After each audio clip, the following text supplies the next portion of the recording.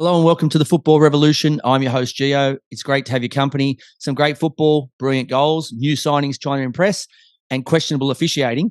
Plenty to talk about, and splitting the workload with me, my co-host, VIG. Hello, mate. How are you? Howdy, very good. How you going? Good, mate. You're still enjoying your beautiful parenting leave and the pool and all the other nice stuff that comes with it? I am, mate. I feel semi-retired. So, Mate, this will give you a snapshot of what it'll be like in about 30 or 40 years' time when your kids are having to do everything for you. yeah, it's been too good at the moment. I'm more thinking like 10, 15 years time, putting my feet up. So we'll Okay. see how we go. I like your plan. But when I say questionable officiating, I'm sure we'll touch on this in our Revolutionised Round-Up. There were some decisions that just had everyone scratching their head. Firstly, the two things that made me smile most this weekend as a big football fan were a very high-quality Sydney derby with a healthy crowd of over 26,000 fans. And the second, the emotion shown by young Western United striker Noah Botic showed when he scored his first A-League goal. He fell to the ground. He had his hands in his face, and it was just amazing to see a young guy that's worked really hard. I think he's about 22. That finally the hard work and all the sacrifice and effort is starting to pay off. And I know, being a player or even watching my young son come through the ranks, that it is just something that is amazing for a young player. Yeah, definitely. Look, the derby was another great spectacle. It's the pinnacle of our game here in Australia. The derbies we have, the Sydney Derby, the Melbourne Derby, and it was just a great spectacle. Great football, end-to-end action, both teams going at it, and a great advertisement for the game. And that's the benchmark. That's what we should be striving for week in, week out in our league. So hats off to both teams. Great crowd there, great atmosphere. Looked great on television. If people from around the world are watching that, they're looking at the ALeague going, how good's this? The challenge now is, how do we get that consistently on a week-to-week basis across the league, get good crowds in, make it look good, and create a buzz around the product. So hats off to both teams. It was a great game, and young Noah Botic scoring his first A-League goal. I think he burst onto the scene, 5-6 years back in the under-17s World Cup for the Joeys. So he's been around the scene for a little bit now, and great to see him get his first goal, and hopefully many more for him. Hey, look at you showing off again, pulling all your stats out. But I know the listeners love it, and I enjoy it equally as much. So we'll let you get away with it again as usual. But yeah, look, lots of good stuff. And as I said to you off air, I had 4 kids here, 2 dogs, and my partner, and we were busy as. And I could have found any excuse just to turn the TV off or just say it was too hard, but I just couldn't put the remote down. It was just such a fantastic game. And we'll talk about it a lot more when you cover it in our Revolutionised Roundup. We mentioned last week the national second-tier men's competition will be hopefully launching next March. In New South Wales, the NPL is underway. So Sydney Olympic and Sydney United both opened with 2 wins, with Apia and Wollongong also undefeated on 4 points. If you look at the Victorian and South Australian NPL, they start this week, and Queensland NPL kicks off the week after. Whilst in the Football West Premier League, a night series, I believe, Armidale are 3 from 3 in League Group A, whilst Inglewood United FC are the front runner in Group B with the same perfect start to the season. So it looks like there's some of the heavyweights, some of the former NSL big guns, and some of the big clubs flexing their muscle, ready to show that if we do have a second tier competition, we're ready to rumble and we want to be part of it. Yeah, definitely. Look, there's some big teams out there, and you spoke about Sydney Olympic and Sydney United in New South Wales doing, I think, they're back-to-back wins to start the season. So if you're out there and you want to watch a game, get down and support your local team, or get onto NPL TV and watch these games across the weekend in between some A-League action. So get out there, support your team, support your local club, support your heritage club that you maybe grew up supporting. And let's make something of this. Let's build on it, and let's get these teams into the second division. It's going to be hard for you eventually one day when Sydney Olympic are playing in the same competition as Sydney FC, and you're going to have to pick your loyalties, right? And I don't know if your blood's going to run sky blue or dark or navy blue. Yeah, look, I'm lucky. I've played for about 30 different NPL teams in New South Wales, so there's a smorgasbord of choice for me. So yeah, but obviously played my junior football at Sydney Olympic, and I remember fondly going back to watch them at Belmore playing the NSL days every weekend. So hopefully, fingers crossed, they get into the second division. Mate, mentioning the Football West Premier League, so the WA League, a night series, which is obviously a pretty smart move if that is how they're running it, and to take away the weather. So former Football Australia's head of performance, Dr. Craig Duncan, has added his voice to the growing concerns about the welfare of the players in the 35-degree plus conditions. The women kick off some of their games at 1 p.m. and the men are the 3 p.m. starts. So I don't know, is the solution now a night series? Is it making the games 5 o'clock at the earliest or something? But something's got to happen. We've touched on this a few weeks ago, but obviously, some of the big guns now who know more about health and well-being of players and the dangers that it can cause for them are coming out now and saying, hey, enough is enough. Yeah, absolutely. Like it's not a smart idea to go out and exercise and push your body to such extreme limits when it's 35 degrees heat. Like it's borderline stupidity. So the more we can do to protect the players and protect their welfare, the better, I think. And we've got to build a football culture in Australia. We need to get that back. We need people going to games. We need regular time slots. Like if you go into a game at 3 p.m. on a Sunday and it's 35 degrees, you're looking for a shade or a swimming pool somewhere or a beach. Like, it's a difficult time to be out of ground. And you saw in the last couple of weeks, I think the Wanderers played Western United, I think it was last week, and there was no one in the bottom tier of the stands. They were all in the top tier. So we want to get people to the game. We want to build the league. We want to create an atmosphere at these games and get people watching on a regular basis. But, we shoot ourselves in the foot sometimes with the decisions we make. So, if we've got doctors out there and physicians saying it's dangerous and, it's not good for the players to be playing at these times in these sort of conditions, then I think something needs to be done. We need to be looking at it. If it's not working on TV, the ratings aren't showing that having a game at 3 p.m. on a Sunday is better than having it at 7 p.m. or having back-to-back games or games on at the same time. Whatever it is, there's got to be a solution for it, and we need to find one quick, smart. Surely with entries opening for teams to come into a second-tier competition, we're starting to gain some momentum for Bondi FC. Now, I know two big signings could be the Gersbach brothers. I know Max Burgess would be keen, James Meredith, James Donaghy. I reckon we could have the All-Stars team out there. It's perfectly cool. We play the games just by the water. It'll give us that nice sea breeze and a really, really great football club. Yeah, look, I'm in, mate. As long as it means we can have a drink at Icebergs after the game, I'm there. I think they're on board as a major sponsor. Our Raw coach Warren Moon's days numbered at Brisbane as his team slumps to another defeat. They've only picked up 1 point from their last 18, a 0-0 draw with City about 7 weeks ago, and it included a 4-0 thumping at the hands of the Jets. They're now sitting 10th, only 2 points above the bottom place at victory. Yeah, it's gone from full moon to like a slither, hasn't he? So I don't know. I don't know what's going on there.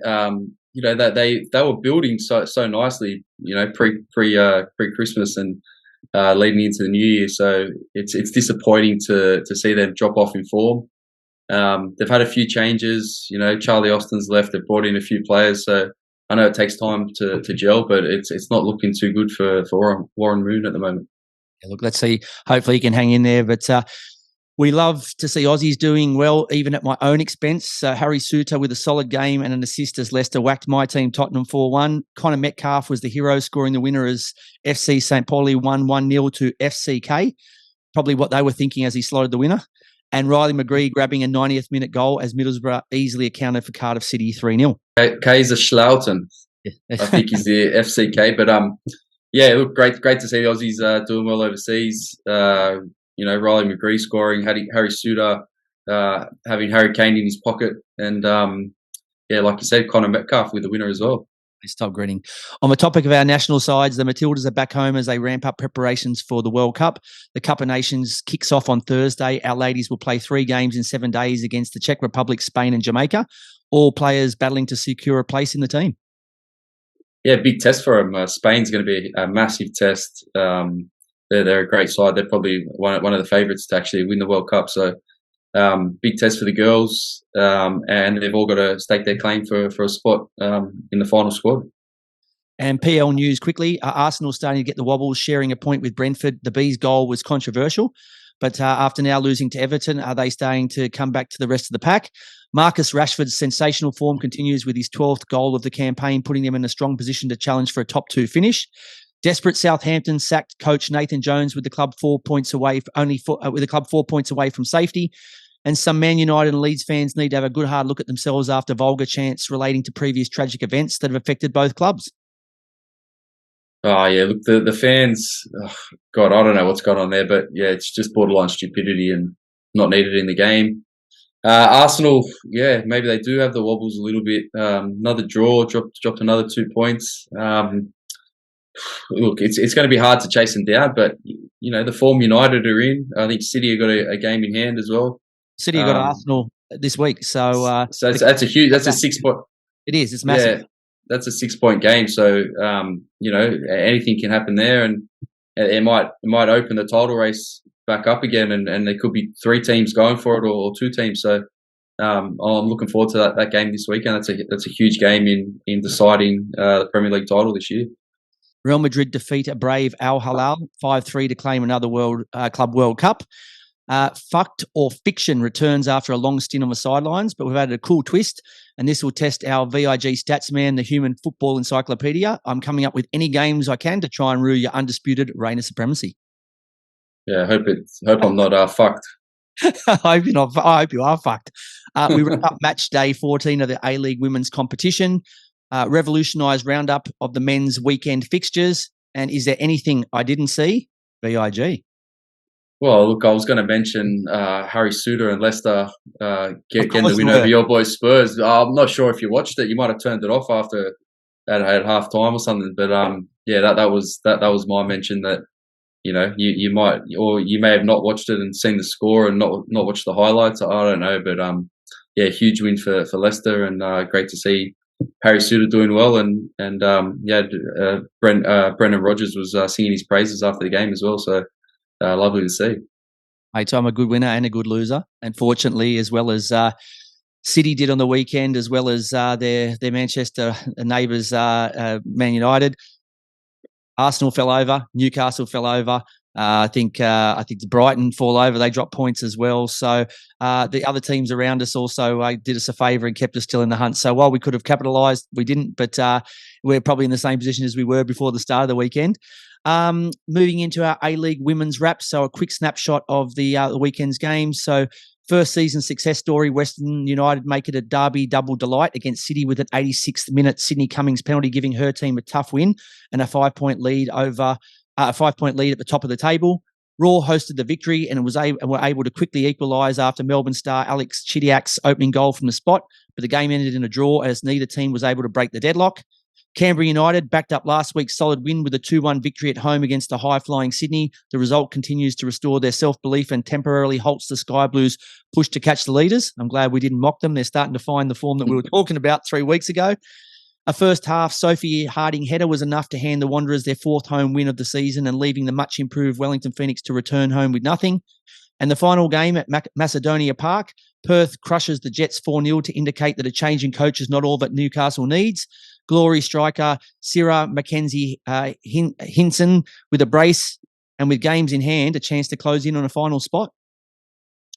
Yeah, some interesting results. Like you said, Perth, I think, have got 2 games in hand. They've only played 11, so two wins, and that puts them back in the hunt, almost in line with Melbourne Victory, who are in 4th spot. So lots to play for them. Canberra United got a nice victory after we put the mocker on in the last couple of weeks. So good to see them back in the winners' circle. And Western United, top of the league by they got a 5-point lead at the top of the league. So doing really well. But I think a couple of the female players, a few that are contracted in the NWSL in America, I think a few of them are flying back over this week. So disappointing to see that we lose those players and they head back overseas to the States. But they've been great. I think Alex Chidiak for Melbourne Victory has been tremendous. And she's been one of the standout players of the league so far. Yeah, look, the next few weeks should really start to shape the table with the season coming to a close. Quick, like I said, look at the ALeague women's table. So Western United, as you said, are on 30. Melbourne City are on 25. Sydney FC a further 1 point back on 24, but they've got some games in the bag. Melbourne Victory on 22.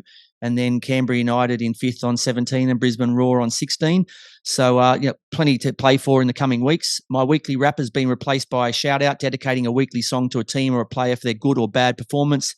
This week's shout-out goes to MacArthur Bulls Polish keeper Philip Curto for his match-winning performance against his former club, the Wellington Phoenix. He saved 2 penalties in the game. He had only saved one of the previous 25 taken against him, so the form guides show that he shouldn't, but he's a talented keeper.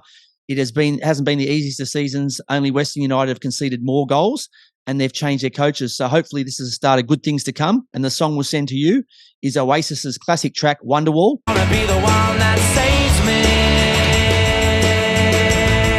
And after all, you're my wonder. And I guess the Bulls fans are singing, "You're going to be the one that saves me." So fantastic effort from him. Excellent performance. And like I said, gave him the 3 points, a much needed 3 points against one of his 2 former clubs. And absolute standout. And congratulations, and enjoy the song.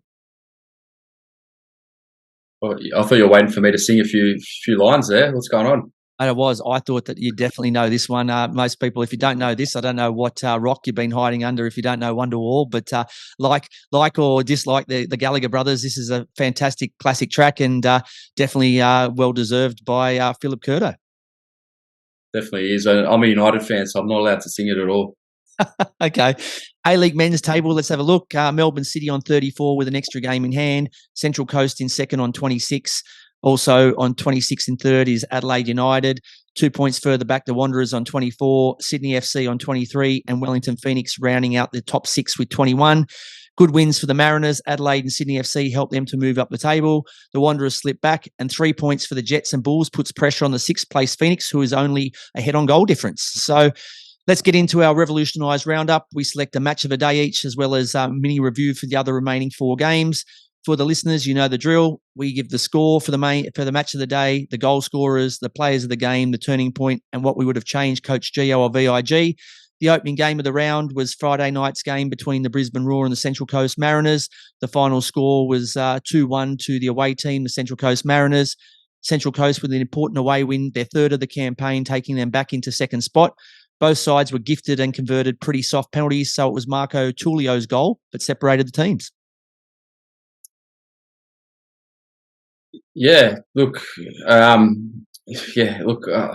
Brisbane at home, they've been disappointing the last couple of weeks. We've spoken about it. There's no substance to their before the break, they had a solid structure. All the players looked like they knew what they were doing. They had a solid game plan, but that's just dropped away in the last couple of weeks. I don't know if they've changed their style of play. They've brought in some new players.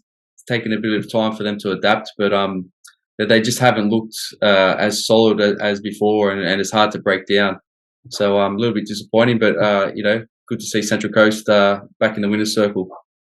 Yeah, look, I think for the Raw, it's really, really difficult when you've got a marquee, a star, one of the 2 biggest stars that came into the league this year, and you lose him. He just, because of family reasons or whatever, he heads home, and then what's your plan B? So I think it's been really difficult. I think on a limited budget with limited resources, he's done a good job. I know being that low down the table, it's not great, but you don't look at him like when Sydney was struggling or some of these other clubs that have got a lot of firepower and a lot of money behind them. So look, I think you could possibly put it down to just a really, really unfortunate season, and probably give him another chance next year. But, the powers that be will make that decision. The first of the Saturday games was Western United versus Adelaide United. How'd you see this one, VIG?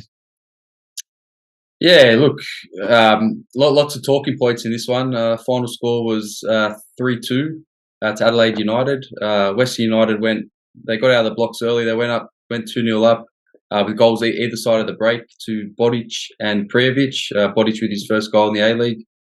But as we know, 2-0 is the most dangerous score in football. So you go 2-0 up. I don't know what it is. Every time you go 2-0 up, you take your foot off the accelerator. Your head goes a bit funny. You start to relax a bit. You think everything's okay, and then bang, the game can change in a split second, and that's what happened.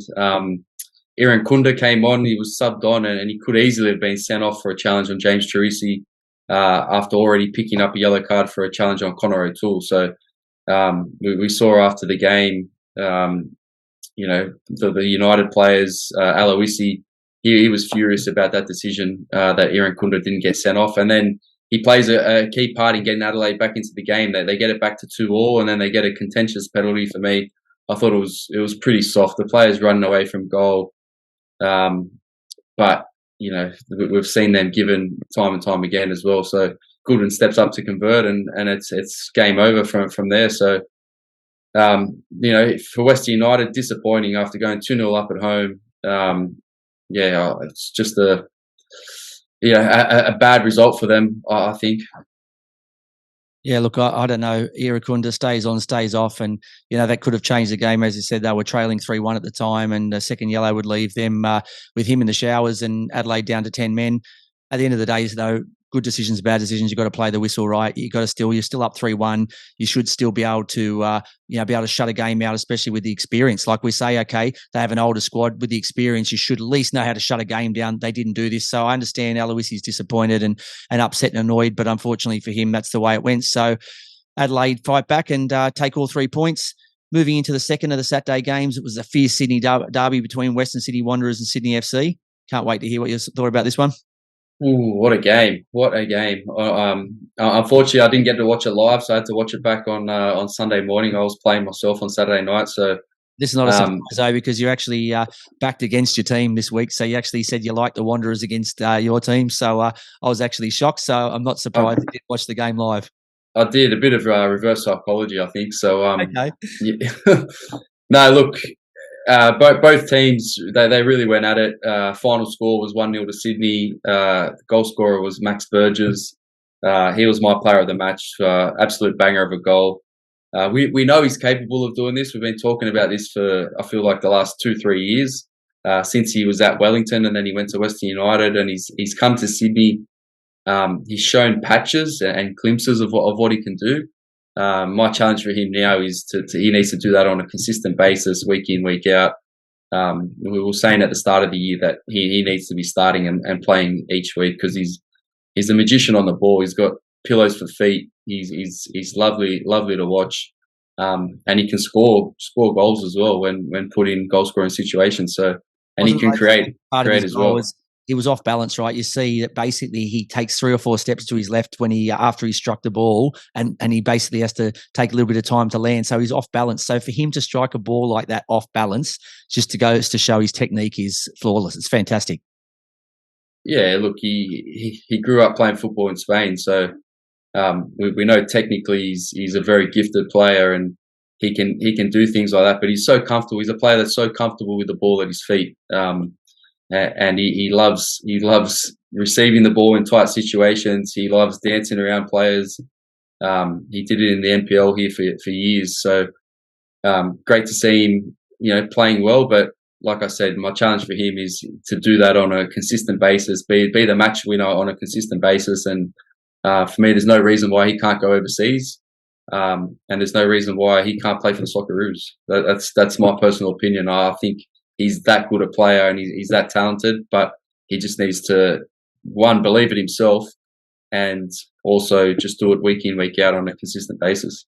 I know there's people that complain and say that we don't need these friendlies like when Sydney played against Celtic and so on, but that's where he got his chance this season, when he played in that game, because there was players unavailable, players that didn't play or didn't want to play or weren't ready to play or whatever, and he went out there, scored a goal, looked $1 million, and he hasn't looked back since. So there is obviously a reason why they have these games, besides getting to see some of your favourite players from these overseas clubs, but it also gives an opportunity to unlock some of our best talent.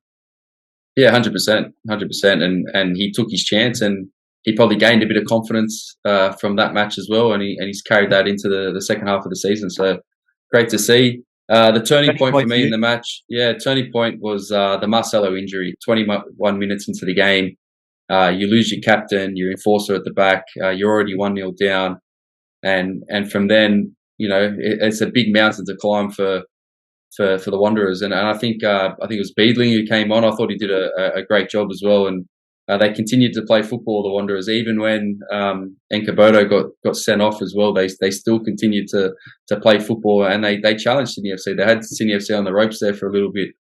But yeah, to lose your captain, he's played in these big derbies overseas. He's played in big leagues, big matches, to lose a figure like that and a presence like that in the defence, a leader. I thought that was a crucial point in the game, so early in the game as well. It looked definitely very difficult to not only lose your leader, but also someone that will basically set an example and lead from the front. So look, tough night in the office for them losing him, but sometimes this happens in games. You got to just find a way around it. What would you have done, Coach VIG, to get the Wanderers something out of the game? Yeah, look, I probably would have started Schneiderlin, and maybe pushed the Malfitano to one of the wings. He's a player that's played in big derbies around the world. He has that experience. He's an enforcer in midfield.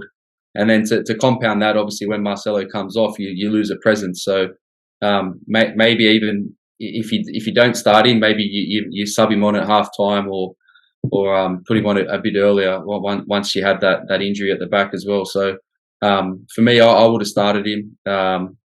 And it means, unfortunately, I think Carluccio started. Maybe one of the younger boys misses out, but I think in a derby, you want players. I don't know how fit he is, but I think in a derby, you want players who have played in big games and have that experience.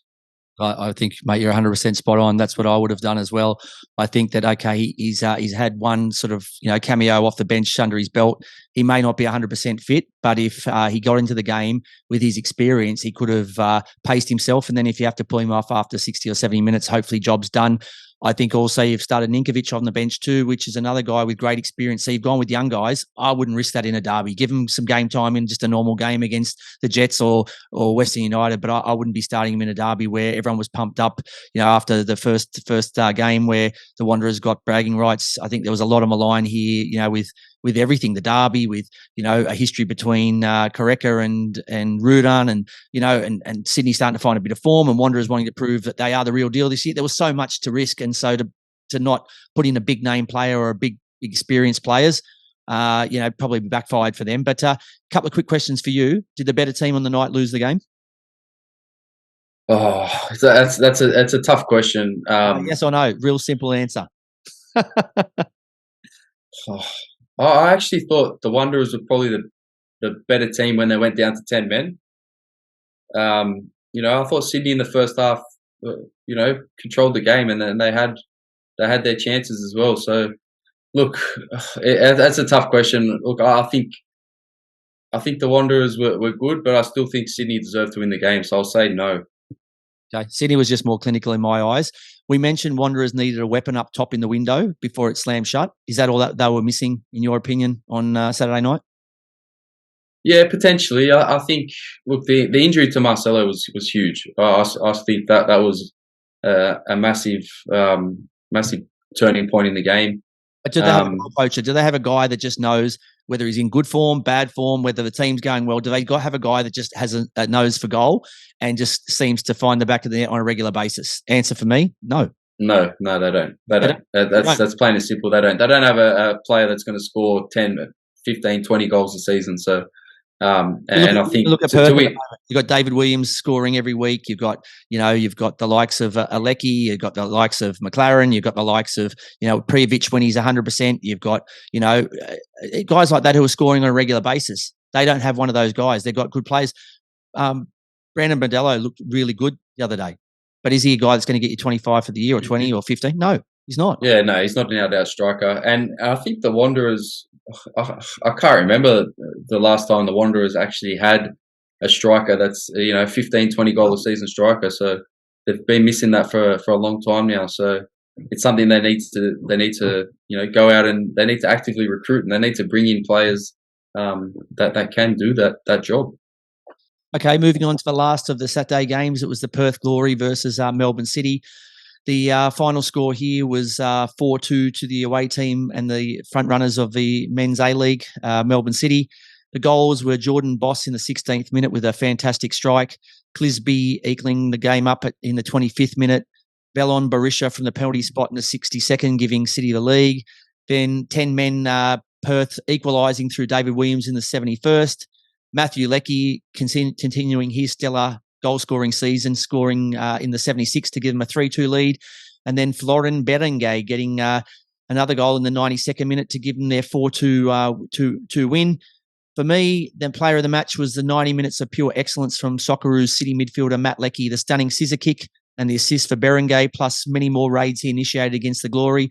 He was fantastic, and when he came back to the league, we weren't sure what we'd get from him. We knew that he'd done great things overseas and how well he'd done for the Socceroos, but I've seen plenty of star players come back and they don't hit the ground running or, shine as bright as they have overseas because of maybe the quality of player around them, or I don't know how full on it is or professional or whatever. But Matt Leckie's someone who's swimming against the grain there because he's been absolutely sensational for a sensational team. So he was my man of the match.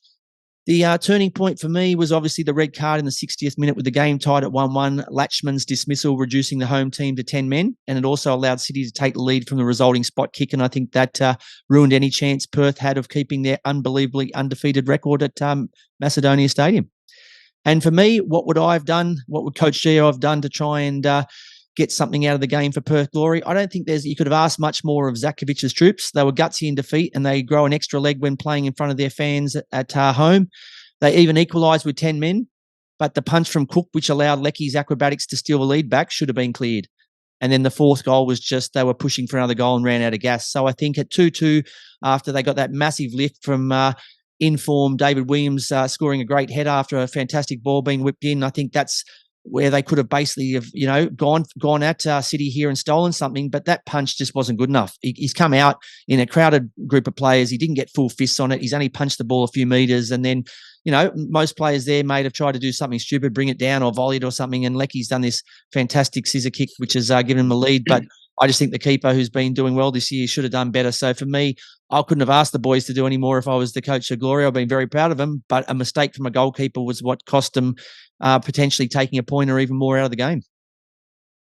Yeah, look, and it's a game of fine margins sometimes, and sometimes little mistakes like that, or there's little moments in the game, and when you're playing against a quality opposition, they're going to pounce on that and they're going to punish you. So I think, like you said, I think Perth did everything they could to try stay in the game and try and win the game.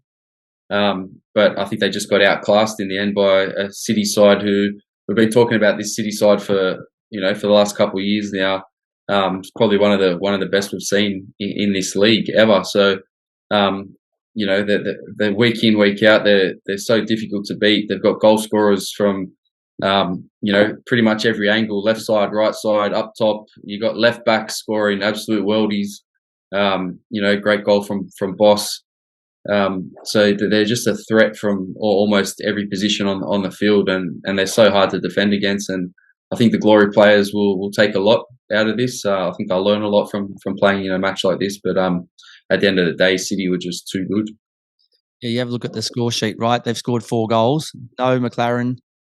You've got, last week's Dutch hat-trick hero. He's not on the score sheet. No Tilio.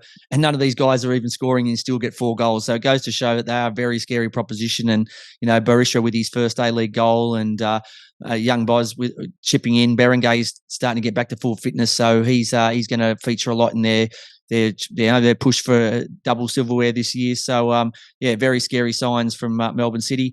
Moving into the first of the 2 Sunday games, it was the Newcastle Jets versus Melbourne Victory. What happened here? I've got a question for you. What is going on at Victory? That's my question. Can you tell me? Have you got an inside scoop? What's going on?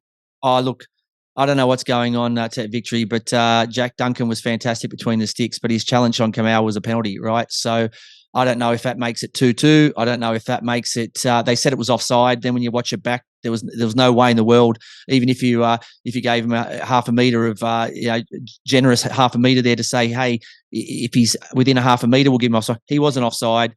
Keeper punches him, knocks him down. It's a penalty, and so I don't know if that makes it 2-2. I don't know if that makes they go on and win the game. But look, they're not any luck at the moment. And for the Jets, they're able to get the job done even after losing in-form star midfielder Rene Piscopo in the warm-up. His late replacement, Costa Kronos, grabbing the winner in the 58th minute. So even losing a star like that, the guy that comes back and haunts the Victory is a guy who wasn't even supposed to start. So I don't think there's much hope at the moment for Victory.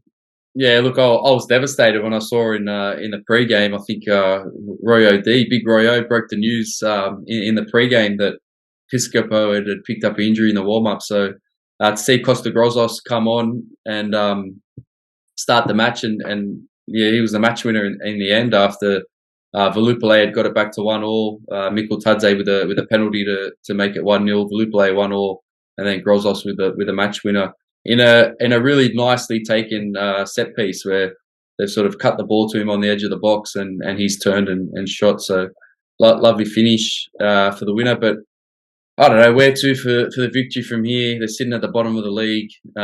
They've just announced the signing of a 22-year-old Paraguayan forward, Fernando Romero, who arrives on loan from Cerro Porteño from the Paraguayan top flight. So from what I've seen, the footage of him, he looks like a player. So hopefully he can come in and hit the ground running and give him a little bit of an extra dimension up top. Because I just don't think it's really working that well at the moment with Fornaroli and the way they play, especially with the two young wingers on the side, Falami and Velupale. They like to run and get in behind, but Fornaroli just isn't doing it for me up top at the moment. So hopefully this young Paraguayan, will come in and hit the ground running. Popper doesn't normally get many things wrong. Normally everything he touches is the Midas touch. It's a golden touch. But at the moment, everything he touches turns to stone. Look at the once, unstoppable, hey, Fornaroli. He had an open goal on the weekend, got his feet tangled like he was in the three-legged race, tripped over and missed the ball. It was a tap-in. It was the biggest sitter of all time. Well, that's probably the miss of the season. And he missed that, and everything else seems to go there against them. They've lost Nani. They've lost this guy. This guy's out. They can't find this guy. This guy's not playing well. Everything seems to be going wrong. They lost their number one keeper, Izzo. I haven't seen him now for weeks since we've interviewed him. I don't know if we gave him the kiss of death, but he hasn't been on the pitch either. So nothing seems to be going right. It still doesn't change my opinion that Popper is the right man for the victory to get them back into the winner's circle on a regular basis and get them pushing for silverware. And I still think he's a fantastic coach, but at the moment he's just got some voodoo against him and things aren't going his way. But just before we move on, no, I think Izzo dropped a few drachmas. He's gone back to Greece to pick him up. So, what's your thoughts on a player, whether it be Piscopo or anybody else, going into a warm up and doing full on shooting? Is this something that you've done enough warm-up in the training pitch and you've done enough warm-up the week before when you played shooting goals? Do you not wait until you're warm in the game before you start shooting? Or is this just bad luck? He's gone out there and, it's just one of those things that was waiting to go. Because for me, I don't know. Do you need to, especially as a midfielder, do you need to start smashing balls at the goals? Can't you just get one of the support staff or the coaching staff to throw balls at him or kick balls at him? Because who cares if they break down? Yeah, look, I don't know. I don't know what his situation was leading into the game, if he was under a bit of an injury cloud and then the warm-up sort of just tipped it off. But I think most teams now, when you're warming up, your left and right back or your wingers are getting crosses in, your strikers are shooting at goal, and your defenders or your centre backs are knocking long balls to each other. So I think personally, as a defender, I need to knock a few long balls before I play. And I know, as a striker, strikers love to have a few shots on goal before they play, just to either get a few cobwebs out or get the confidence up a bit. So, I've got no issue with it. I think it's pretty standard protocol that players warm up like this. So, I just don't know what his fitness was like going into the match. If he was under an injury cloud and if it was something that was on the verge of of tipping. And he making it worse, and he obviously did in the warm up. So never a nice thing to happen, especially when you've planned all week to have this player in your team, and it takes a bit of the sting out of the team. So especially Piscopo, he's been on fire the last couple of weeks as well. Interesting to see when he does return from injury, whether it's this week or in a few weeks' time, what they make him do in the warm up. Right, I think they're going to wrap him in cotton wool. I think he'll be standing over, polishing the corner flag. He'll be playing hopscotch in the corner somewhere, I think. And the last game of the round was the second Sunday game. MacArthur Bulls hosting the Wellington Phoenix. The final score was 2-1 to MacArthur Bulls. In a very even game, Philip Curto's heroics have a difference, saving 2 penalties with the match hanging in the balance at 1-1. Crazy scenes as Ollie Sale also made it 3 stops from the spot in the game. Goals from former Phoenix star Davia, as well as Najjar, gave Mile Sajowski his first win as coach. And another positive sign for MacArthur Bulls was that they were down 1-0 early on. I think it was the 3rd minute that Krayev scored, and they were able to fight back and overturn that. So a very morale boosting win for the Bulls. Yeah, 100%. To come back after conceding early and after being spanked last week, you cop a goal in the first 5 minutes, and who knows what could have happened in that game. But like you said, Curto with 2 penalty saves probably saves the day in the end and gets the 3 points for his side. And I think Mile Stojovski will be pleased that they came back from a 1-0 deficit and got the win. But I still think they've got a lot of work to do out there at MacArthur. What was so unbelievable about it too was the first one was to his left, the second one to his right, and they were both fantastic saves. And coming from a very good goalkeeper, though, who's only saved one of his past 25, you're thinking this guy's no chance of saving one, let alone two. And he's pulled off 2 saves. So you just never know, right? A change of coach, a change of mindset, a change of maybe, I don't know, coaching, and all of a sudden now you're the best penalty saver in the whole world. So I don't think I've seen 3 penalty saves in a game unless it's a penalty shootout. So this is one for the archives. But that's the end of our Revolutionised Roundup. Up after the break, as we said, we welcome back our Fuct or Fiction, where I'm going to put you to the test, VIG. So we'll catch you after the break. You're listening to the Football Revolution. Welcome back to the show. As we said previously, we've played this in the past. We talk about funny footballer stories and decide if they're actually fucked or fiction. We've also provided a few theories as well to try and come up with a conclusion, which very rarely we did, but it was still a lot of fun, and I think the listeners enjoyed us trying. Now we've put a new 2023 spin on it, and I'm hoping to confuse VIG by putting him in a spin. Are you a bit nervous? I'm ready for it. I'm a bit nervous. Yeah. Look, I'll tell you the rules, and I am going to try and help you as much as I want to sabotage you. I'll tell you 3 stories, and you need to decide if they're true or false, or fucked or fiction. Be careful of the details, as it could be a fact that is false, the complete story, or it could just be one of the facts that is false, or it could be a true story. So you've got to make sure that it is a complete story, completely true, all the facts in it are correct. If not, you just simply need to say false. And if you believe that everything I'm telling you is true and I wouldn't lie to you, then it's true. So fucked or fiction? You ready to roll? All I need to do is I just need to answer fucked or fiction. That's all you need to do. You just need to get out of these 3. You just need to get 2 or more. From previous form and how good you are, I'd say that there's a strong chance that the odds they're taking the odds that you'll get 3 from 3. But I'm hoping here that I can throw you a few curveballs, you can score a few own goals, and I can finally get a victory over you. Clear as mud, mate. Clear as mud. All right. Okay, so a brewery's offer of a lifetime supply of free beer to the first German player to score in the Euro 2008 tournament. Is it true, or is it false, or is it fucked, or is it fiction? So go take me back through that. A brewery offered a lifetime supply of free beer to the first German player to score in the Euro 2008. So 2008. 2008. So Euro 2008 tournament. So Germany made the final that year. No, semi-final. No, final against Spain. Okay. Do you know who hosted it? Do you know where the World Cup, where the Euros was held? Oh God, you're testing me now. That's good. I'm loving this. This is actually great. Okay. No. Keep drowning. 2008. Was it the Ukraine? No, it wasn't. All right. It wasn't Ukraine. All right. I'm drowning. Yes, I'm drowning.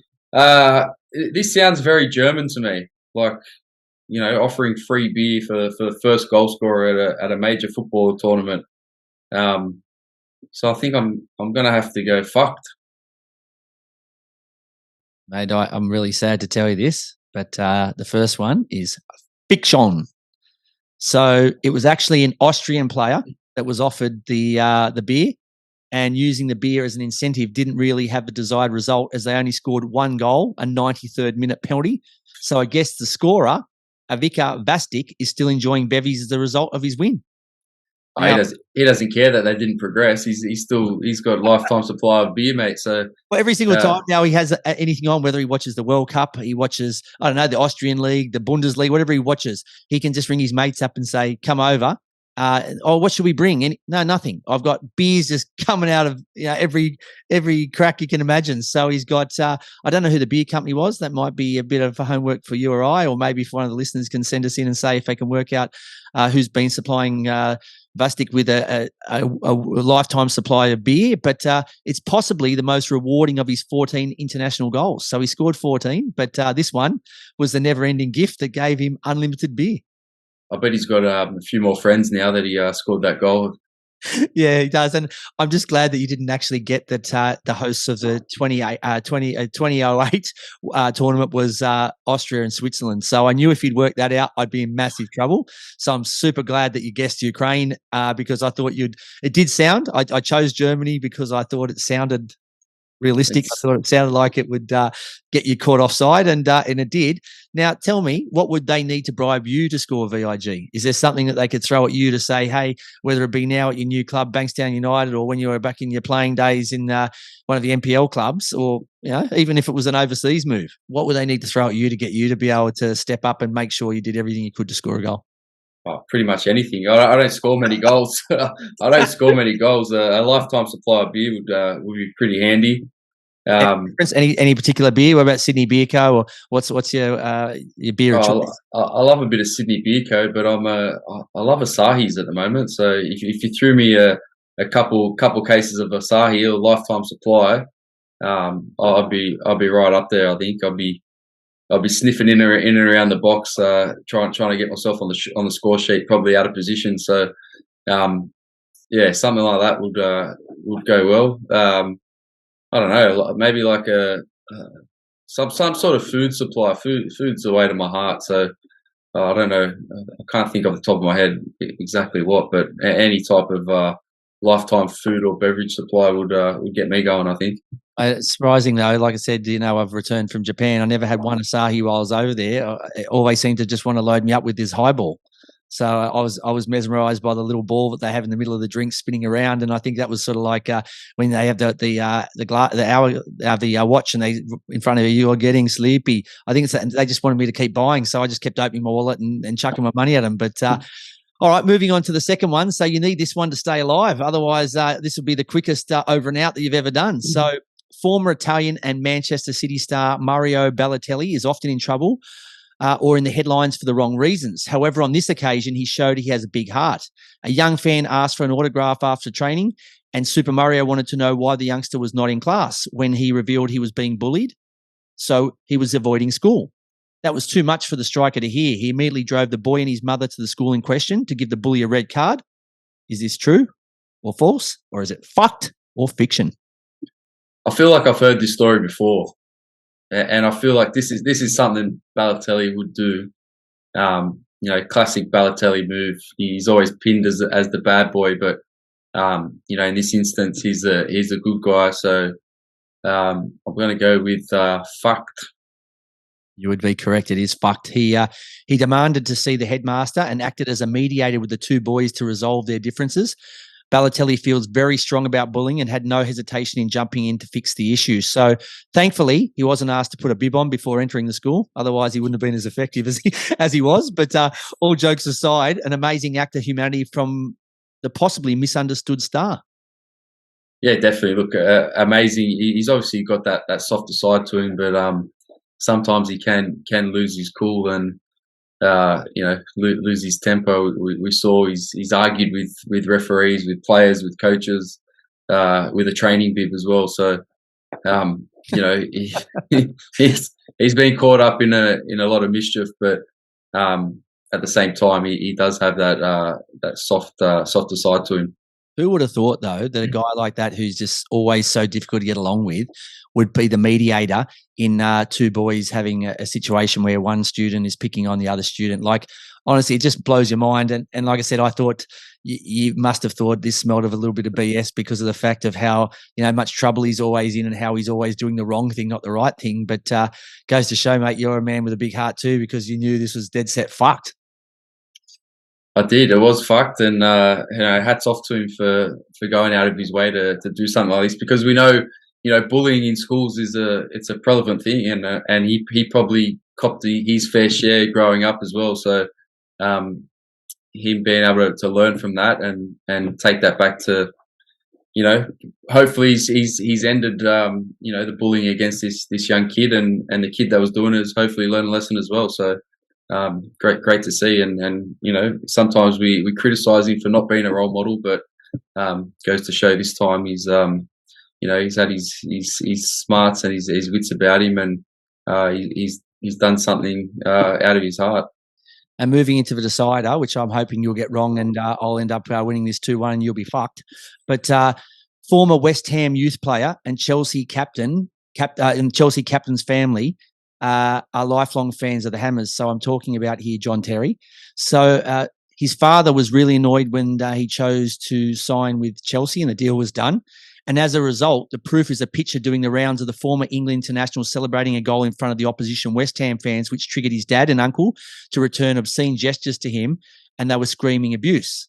Is this fucked or is this fiction? So John Terry was a former West Ham youth player. It is no secret that his family are huge Hammer fans. Like I said, the father and the family were annoyed when the deal was done with Chelsea. Is this fucked? Or is this fiction that when he scored against the mighty West Ham, his dad and his uncle were sitting in the away fan section, absolutely giving it to their son and their nephew? Sounds very English, something that would happen in England. I have seen photos of John Terry, I think, in a West Ham kit. I don't know. I'm feeling you've maybe thrown a bit extra sauce, a bit extra mayo, a bit extra sauce, a bit extra mayo on this one. Yeah, I just can't see the father and uncle of a Premier League footballer sitting in the away section with the Hammers fans watching their son and nephew play. So locking your answer. I'm locking in my answer, which is fiction. And you would be correct. The picture is true. So there was a picture doing the rounds. And at first it was said that they were definitely his family members. But John Terry's come out after quite a bit of period of time and said it's absolutely false. He was being given a lot of stick by the West Ham fans, but they picked out two of the crowd and said that was his father and his uncle, and it definitely wasn't them. But his dad was so furious he signed his first contract with the Blues over Manchester United that he refused to join him on the pitch for the photo. He needed a parent present, so his mum stepped in, which made his dad even more furious. So there is some truth in the rumour that like I said, his father wasn't happy with what he did, and John Terry, being John Terry, said, I was a massive Blues fan. I had a choice of signing with Manchester United or Arsenal, and I chose to sign with Chelsea, which he didn't get the opportunity to sign with West Ham, but his father wanted him to be a Hammer. So, yeah, like I said, there is a lot to this story, but was it true that his father and his uncle were in the crowd actually giving it to him in the photo that he's doing the rounds on the internet? It is actually fiction, and that gives you a 2-1 win. And just before I give you your round of applause and a celebration, which team would you refuse to join your son Giannis in a photo op if he signed with him? Oh, look, if he ever signed for Liverpool, I don't think I could get in a photo with him. I'll throw that out on the record now. But okay, if you ever, you can change your wife, your undies, your t-shirt, but you should never change your football team. So, as much as I would be proud that if he ever played in the Premier League for a team like Liverpool, God, it'd be hard to support the team. To support him, yes. To support the team would be immensely difficult. That could be a collector's edition if we can get one of those. Throw that back in. Throw that back in. 18 years time, and if you clip that up, we'll see what happens. It'll be in the front page of every English newspaper over there, so they can thank me for that. But that's the end of our Fucked or Fiction. As per usual, you've passed with flying colours with a 2-1 win, but don't worry, I'm not giving up yet. I'm going to keep trying in the coming weeks to not only catch you out on our new version of our Fucked or Fiction, but I'm also going to throw a few maybe on the balls or a few others at you when we don't have a guest. Moving into the final section of our show, which is our clinical finish. So the first part of this is our What the Foot. Thankfully, this week, it wasn't me. Instead, It was Wanderers duo Marco Rudin and Brandon Borello. Yes, okay, your team played very well, so much better than the previous seasons, and I applaud you. And if it was a prize fight, you probably would have won on points. But what absolutely has confused me is I totally understand you were shattered by the loss based on your performance, but mocking the winning team style, Marco Rudin, you mentioned that the disallowed goal and the send-off, which he said he hadn't actually seen either. And then he was actually annoyed the fourth official had told him a porky pie about the reviews. So it had nothing to do with the decision. It was just that they told him that they were looking to see something else, or they didn't mention that they were looking to see if it was a red card to one of his players. So he was actually cranky about something that wasn't actually relevant, because what, the fourth official gets it wrong. That's why there's a ref. That's why there's a fourth official. That's why there's a VAR. So I just don't understand why he came out and started giving it to Sydney, saying they don't play the style they said. You lost. It was sour. It was a game that your team probably deserved something out of, but you didn't. And then to top it off, Borrello bagging Sydney in his post-match, saying they didn't deserve anything from the game. Mate, you might have meant that, but you don't have to go and say it. You could have just been a gracious loser. And I'm not holding it against you, but I just think that if someone had given you some advice, they would have said, go out with a smile on your face and say, I deserve something out of the game. Don't bag the opposition. That's not classy or stylish. That's something that the politicians do, right? Not gracious footballers. So, yeah, for me, my what the foot goes to Rudan and Borrello for coming out and just being a little bit too honest. And the honest truth is you were shattered that you lost the game, but your excuses were rubbish. They didn't come up with anything. And your excuses and what you were trying to explain was nowhere near as good as your performance. So, unfortunately, you just go back to the drawing board. It was just a bad day in the office for you guys based on the fact that you put in so much and got nothing out of it, but you lost your captain, a stunning goal, sunk your ship. But you know what? You'll bounce back. And then this leads into an even bigger and a huger game in March when they meet again for round 3 of the Sydney Derby.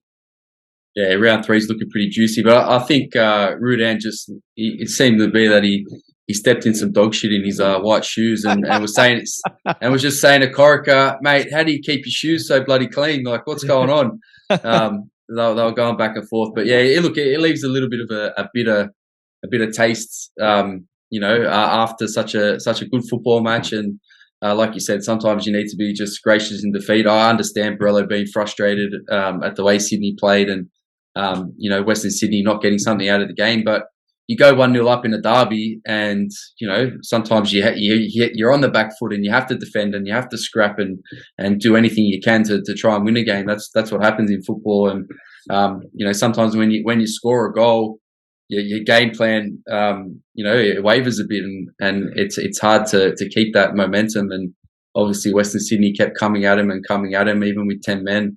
I thought they were brilliant.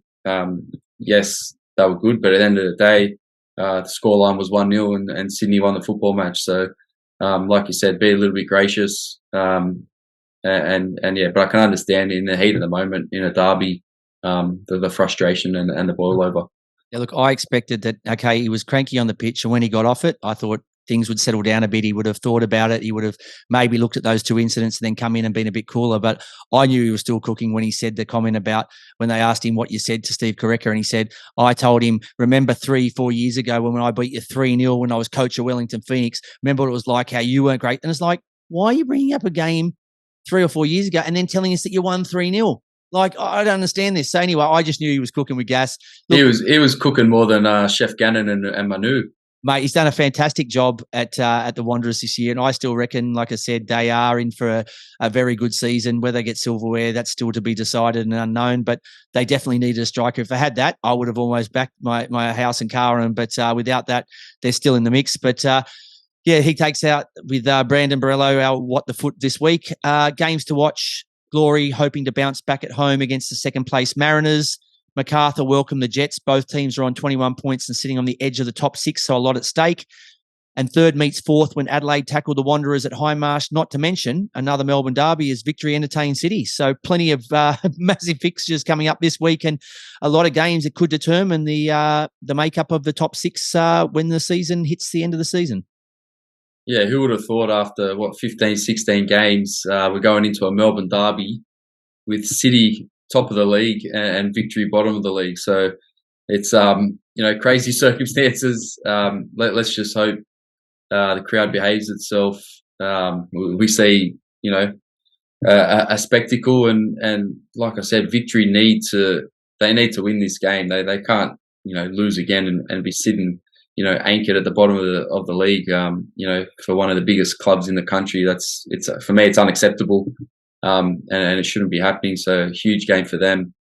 I think Perth Central Coast is a real interesting game as well. Another home game for Perth. Central Coast finding trying to get their form back, but they've got to travel over to Perth, so that's a difficult task for them. So that it starts to pile up these frequent flyer points. Yeah, definitely. And then the Sunday game is Adelaide and Western Sydney, and I think that's another 3 p.m. kickoff. So let's let's hope the weather gods are kind to us and we see a spectacle down there at Highmarsh Stadium. Another 6-point game there too, right? So you've got a team that's in third against a team in fourth, and so very, very important 3 points up for grabs. TFR fantasy update. So round 16, my total was 57 points, taking my grand total to 1249. What was your score for the round, VIG? I just pipped you, so 62 points, taking my total to 1,226. So back to back. I'm creeping slightly, but yeah, we'll see. Obviously, Piscopo, I had him in my team, so losing him before kickoff was a huge blow, and I left Lawrence Thomas in the team instead of Andrew Redmayne, and Redmayne picked up 13 points. So could have been a little bit different, but you live and you learn, and we move on to this weekend. You're 23 points, which is my playing number and my magic number behind me. So hopefully he stays at that and worse. But I, like you, lost Piscopo, so I was very disappointed when I heard our mate Royo say that he was out. Points were very hard to come by this week, but I did make a few changes. I brought in Burgess to replace Kraev. Both players scoring. One's was a lot more important. Obviously, Burgess is for Sydney than Kraev's was in the loss against MacArthur. And the Sydney Derby winner gave me 16 points. Neuenhoff replaced Malfitino, neither banking many points, and Zawada scored a solid 10, and no one else really setting the world on fire. If you missed any part of the show or want to listen to our other episodes, where can they catch it? Yeah, they can catch us on all good podcast platforms, Apple Podcasts, Google Podcasts, Spotify, also video up on YouTube, and you can also catch the audio on Football Nation Radio. We've got some big news next week. We've got a really, really special guest, which I can't say too much more about, but it'll be unveiled on Monday this time next week. Plenty of football to keep us entertained this week. Go out to support the Matildas in Newcastle, the Central Coast and Parramatta. Gents, please, please, please don't forget Valentine's Day tomorrow. You will pay for it. You'll pay for the whole year if you do not remember it.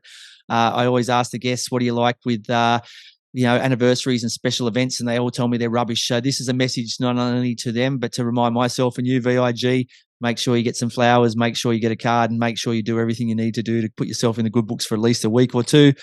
We hope you enjoyed the show even half as much as we enjoyed bringing it to you, and we look forward to you joining us again next Tuesday.